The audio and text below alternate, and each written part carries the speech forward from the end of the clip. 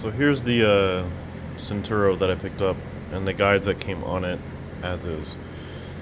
So first off, I mean, just pretty simple stuff. This isn't a big deal, but this pad is pretty worn out. The bottom ones are completely worn out. You can see some grooving on here. I don't know if that's normal. Again, I've never had a bandsaw this big before. Obviously, this is like just some homemade thing, and that's probably pretty easy to replace. That's probably like a 3/8 coarse thread, so nothing too big of a deal, or if it's metric, whatever. This slotted piece I think is supposed to allow me to adjust, for obvious reasons, kind of up this way, but I can't do that.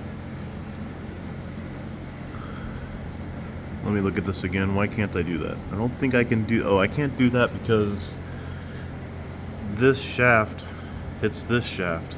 So I think that's kind of strange. And this thing just looks homemade to me, right? And then this Allen set screw allows me to adjust my axial bearing forward and backward.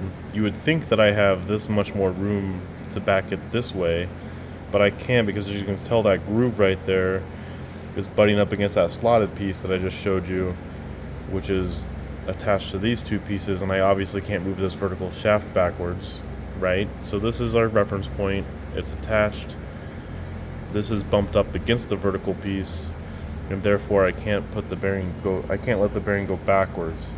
I don't know if it's a big deal, but this is definitely rubbing against the back, against the bearing, I mean, even when it's unloaded. So I don't know if that's a huge deal. This screw is what allows me to adjust these pads independently. One of the back, this is obviously can go this way, this way. This one can go this way, this way. So yeah, I guess that's it, but obviously to me, like, there's a few things that stand out. Again, this isn't a huge deal to me, I don't think, but there is like a slot. There is like a slot here, just like you have on like a back of a dial indicator. It's not dovetailed, so it's not quite like a dial indicator, but it is clearly some pieces missing. And again, this piece is slotted for adjustment, but there's no way that I could adjust it unless I'm missing something. I don't think that I am. So it's just where it is. It might as well just be two holes in here, this hole and that hole, because the slot means nothing to me, right? The only other thing I can think of is maybe I could move it over to this, for the blade to run right here versus where it runs right here. So anyway, that's the whole contraption. To me looks pretty... Oh, here's another... Oh, that must be if I want the bearing to ride on this side of the blade, which I don't know if there's a reason for one way versus the other way. I don't know. Maybe it is better to run it on the other side. Maybe that's really what the slot's for. Maybe it's not meant to be adjustable. It just seems odd to me that this is like butting up, the two shafts are butting up against each other. And it also is odd to me that this can't go backwards.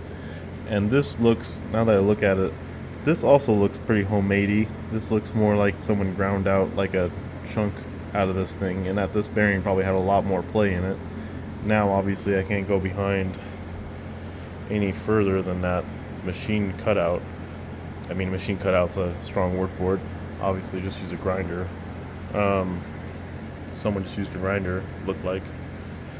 So anyway, and this is usually attached. I detached these myself because I needed to get to this thing. I thought I needed to get to this thing because I thought I was going to move the bearing back, but as you can tell, I can't do that. So that's the other thing. It's like the design kind of sucks because I can't get an Allen wrench.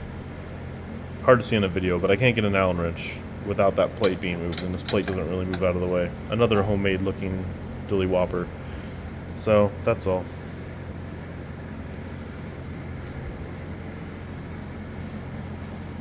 All right, cheers.